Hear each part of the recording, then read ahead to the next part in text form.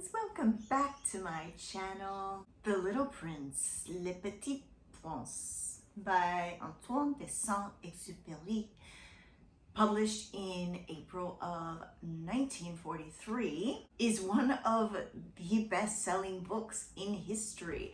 It has been translated into 600 languages and dialects, making it second only to the Bible for most translated book of all time. This story has inspired multiple films, plays, operas, poetry, art. There was even a Little Prince museum in Hakone, Japan, which is sadly closed now.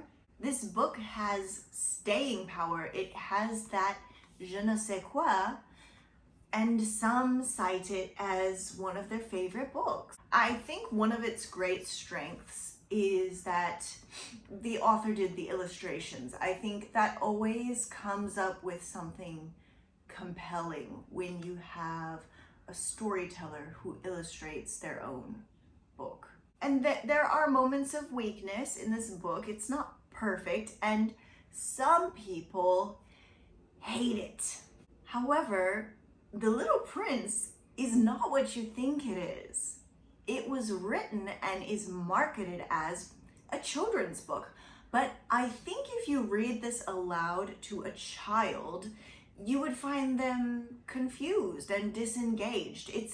While it is full of whimsy, there is little plot, and it lacks the joyful, fun pace that most children's books require to keep them engaged. It has too many moments of profound sadness to really be considered a book that children would enjoy.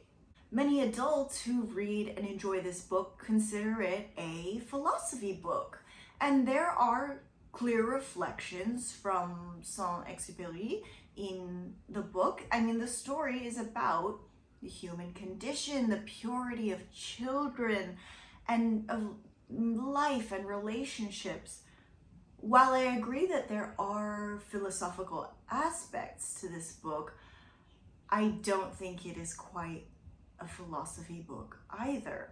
Now let's discuss what this book actually is, and to do that, of course, we need some context. So let's take a look at the life of Antoine de Saint-Exupéry and take a look at the world that was around him at the time when this book was created.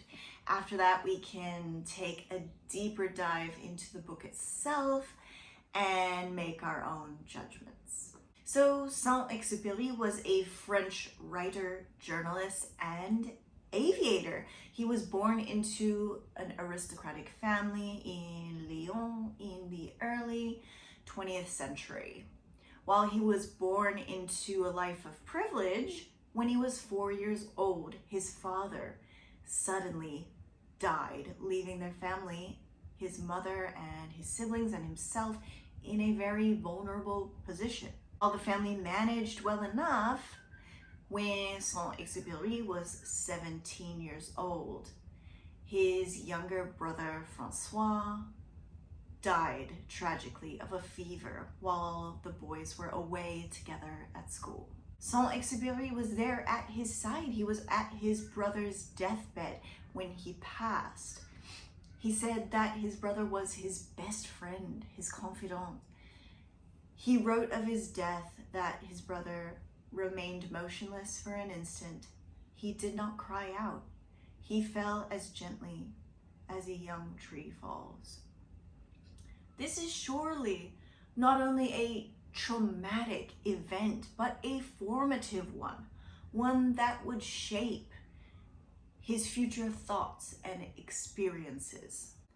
After school, after some time trying some different careers and deciding what he wanted to do, he eventually trained as a pilot. He flew all over the world for the French Air Force. He was stationed, in Morocco, in Argentina. He flew all over the world. And in those days, aircraft was a lot more rudimentary than they are today. And Saint-Exupéry liked that simplicity. He also had a habit of reading and writing while he was in the cockpit, which was probably frowned upon, but he, as you'll see, he couldn't help himself. He said that when he was in the cockpit, when you're seeing the world from above, you see things differently, and this is what inspired him to write about it. He published several works at this time, and they were all well received. One of those books was Sand, Wind, and Stars, in which he detailed one of his many crashes that he survived. This guy, I mean, he was flying all over the place, and as I said, these rudimentary aircraft, he crashed a lot of times and he survived. But on this particular incident, he crashed in a remote area in the Sahara Desert. He was stranded in an unknown place with no food, no water, no shelter for 4 days. He said in his story that a Bedouin eventually found them, brought them water, and saved them. Eventually, Saint-Exupéry married Consuelo Sucin. She was also a writer and aristocrat. Unfortunately, it was not a happy marriage. Both of them had multiple extramarital affairs, but they always came back to each other. In his biography by Stacy Schiff, he is quoted as, he wanted to have many little Antoines. However, sadly, they never had any children together. Throughout this time, Saint-Exupéry is writing and writing and writing, but along came 1940, and with it, the German invasion of France. France was overtaken, and due to our author's anti-Nazi stance, he decided this was not a good time to be around. So he fled France through Portugal, and he went to New York. And he eventually went to Quebec, and then in 1942 came back. This was a very chaotic time for Saint-Exupéry. He was sick, he was stressed, and after heading back to New York again, his publisher's wife said to him, listen, why don't you sit down and write a nice little children's book? It will really help calm your nerves. Thus, The Little Prince was born, and it was well received even at the time. However, his time in North America was chaotic and stressful. His residence had been attacked by both Nazi supporters and French resistance members because Saint-Exupéry, while he was anti-Nazi, he did not join the French resistance. He did not support them outright, and so both sides sort of saw him as an enemy. His health was failing, his marriage was on the rocks, and he felt this ongoing need to do something to serve his country and humanity, and that's what he ended up doing. Just months after the publication of The Little Prince, our author Aviator returned to Europe, and he flew for the Free French Air Force. He was at the time 8 years older than the age limit for pilots, but he applied for a special exemption, which he received. He began to fly reconnaissance missions, and soon after, he was shocked to find out that the Nazi-led Vichy regime in France had publicly announced that Antoine de Saint-Exupéry is a member of our party. He supports us outright. This was a lie, of course.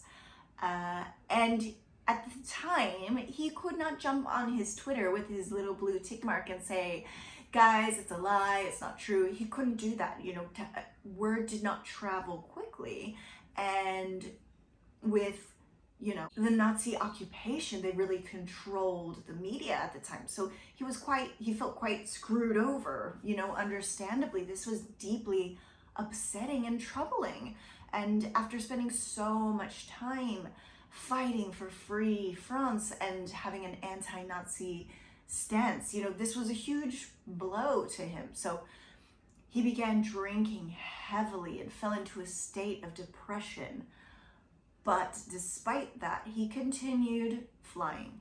And on a reconnaissance mission in 1944, Saint-Exupéry took off and did not return, vanishing without a trace. No remains were found until 1998, when a fisherman found his ID bracelet. There has been much debate as to the cause of death here. You know, was he shot down? Did he crash? Did he crash on purpose? And while some people came forward and said, I shot down Saint-Exupéry, those have all been debunked. We still don't know exactly what happened to him.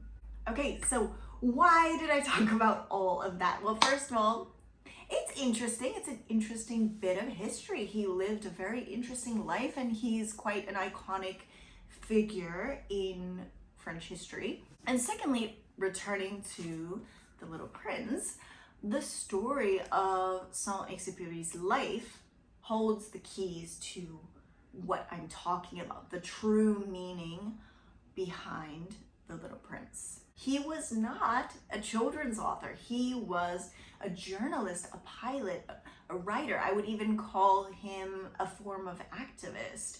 He had strong convictions. He had a calling in life. He could not stop flying and writing. He couldn't stop. He wrote what was marketed as a children's book at the behest of someone else. So what is it? What is The Little Prince? The Little Prince is a look into the depressed state of mind, and specifically that of Antoine de Saint-Exupéry, of course. It is essentially a mirror into his psychological state, the things that were bothering him, all he felt that was wrong with the world. To me, this is obvious when reading the book, but I'm going to go through some examples to back up my claim. So first of all, we know that Saint-Exupéry wanted children and didn't get them. He lost his brother at a very young age, at 17, where probably in his heart he still felt childlike, but he was living in a world that expected him to behave as a man. He understood the preciousness of childhood and what it meant to be pure and innocent. And he shows this by how he depicts the Little Prince and the beliefs in the book.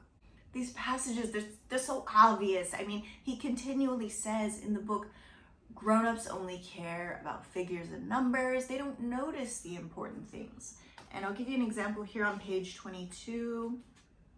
When you talk to them about a new friend, they never ask questions about essential matters. They never say to you, what does his voice sound like? What games does he prefer? Does he collect butterflies? They ask you, how old is he? How many brothers does he have? How much does he weigh? How much money does his father earn? It is only then that they feel they know him. If you were to mention to grown-ups, I've seen a beautiful house built with pink bricks, with geraniums on the windowsills and doves on the roof, they would not be able to imagine such a house. You would have to say to them, I saw a house worth 100,000 pounds, and then they would exclaim, oh, how lovely. He's commenting on the childlike wonder and whimsy that is actually so essential to our humanity. It's what makes us connect. It's what calms our nervous systems and what humbles us in a world of endless creation. He's also commenting how adults, and especially conditioned, capitalistic, materialistic adults, lose that ability to observe the beauty of this world, to stop and smell the roses, so to speak. And this is one of the things that depresses him. There are countless examples of what I'm talking about in this book. If you've read it, I know you know what I'm talking about. As the Little Prince flies from planet to planet, he meets various adults who are all hung up on one thing or another. The accountant, the geographer, the drunkard, They're all concerned with numbers or fame and glory, and they're all numb to the beauty around them. Saint-Exupéry wishes that the world was full of little princes, and the fact that it's not depresses him. Secondly, I want to discuss the idea of the flower. On his own planet, the little prince has a flower that he cares for, and it's this fussy little thing that wants everything just so. The prince has to cover her up and then uncover her. He has to take care of her in various ways. Many people have compared this flower to a partner or a lover, how we become responsible for those that we have an intimacy with. And it could be easily interpreted that the flower actually literally represents his wife, Consuelo, and many have made this comparison. It's not necessarily wrong. Look at their troubled relationship. It's quite obvious. And the memoir that she wrote about their time together was called The Tale of the Rose. So while I agree with this interpretation, I think it's a little incomplete. To me, I saw this flower as a life calling or a passion. Passion is what you suffer for. And Saint-Exupéry suffered for his. He could not stop riding and flying. As I've said, he felt called to it. He had to make sacrifices to answer that call. He sacrificed his time, his health, and eventually his life for his passion. You are responsible for your passions. You need to identify them. You need to tend to them. And if one is not careful, they could wither or be lost. And so many of us have fallen into a state of depression because of this. Let me just direct your attention to page 93. The men where you live, said the little prince, grow 5,000 roses in the same garden, and they do not find what they are looking for. They do not find it, I replied. And yet what they are looking for could be found in a single rose or in a little water. Yes, indeed, I replied. And the little prince added, but the eyes are blind. One must look with the heart. There is beauty all around us. There are avenues to pursue our passions, but we are, willfully or not, blind to them so often. One's relationship with their passions can be delicate. It can be a source of joy, or it can be a source of depression. During the time of writing The Little Prince, Saint-Exupéry was caught in a strange place. He was away from his native France. He had not joined the French resistance. He wasn't flying. He was writing a children's book, which wasn't his own idea. He wasn't tending to his flower. And the fact that the following year he returned to fly for France shows that he could not help himself but tend to his passion. Lastly, we have so many examples of how this book is a reflection of the depressed state of mind, but one of the most obvious is how Saint-Exupéry expresses his trauma in this book. For example, let us consider the aforementioned time that he crashed and was stranded in the Sahara Desert. He had no food or water for 4 days. He would have been delirious, dancing with death. It would have been deeply traumatic, but he was saved by the Bedouin. In Sand, Wind, and Stars, he discusses that moment and being saved by this man. He says, "You, Bedouin of Libya, who saved our lives, though you will dwell forever in my memory, yet I shall not be able to recapture your features. You are humanity, and your face comes into my mind simply as a man incarnate. You, our beloved fellow man, did not know who we might be, and yet you recognized us without fail. And I, in my turn, shall recognize you in the faces of all mankind. You came towards me with an aureole of charity, magnanimity, bearing the gift of water. All my friends and all my enemies marched toward me in your person. It did not seem to me that you were rescuing me. Rather did it seem that you were forgiving me. And I felt I had no enemy in all the world. The gift of water from the Bedouin reflects this moment in The Little Prince when the prince and the narrator are also looking for water. They find a well, and at this point, the narrator is quite charmed by the prince. He has really fallen under his spell. They find it, and here on page 92, they share this moment. I raised the bucket to his lips. He drank with his eyes closed. It was as sweet as a festival treat. This water was something entirely different from ordinary nourishment. It was born from the walk under the stars, the singing of the pulley, and the effort of my arms. It was good for the heart, like a gift.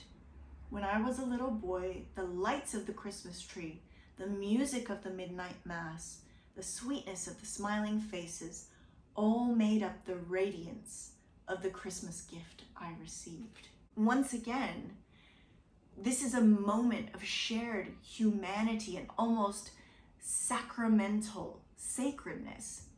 Just as it was with the Bedouin, there was no notice of color, class, political party, or rank. Just as children do, they partook in life with an innate understanding that all life is worth nurturing. We all deserve a chance, and we all deserve that water. Being in the middle of a war, such occurrences were not likely to happen. I mean, if an Allied plane is shot down and taken by the German forces, this is not what's going to happen. They're not going to share water with it. You know what's going to happen. And Saint-Exupéry knows this all too well, and it bothers him. It gets to him. Why can't we all be like the Bedouin? And as a final note on the author expressing his trauma in this book, there is, of course, the death of his beloved brother. It cannot be overstated how traumatic, how scarring, how formative that experience would have been for him. In the end of the story, the little prince leaves to return to his planet, and he says to the narrator, "Don't look, don't watch me, because it's going to look as if I'm dying." This moment is Saint-Exupéry reliving the moment of his brother's death.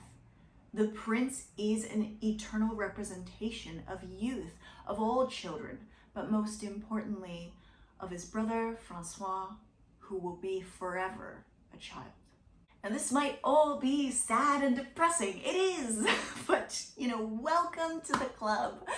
This is the reason I read this book this way, because hello, I'm the poster child for depression. I was born depressed.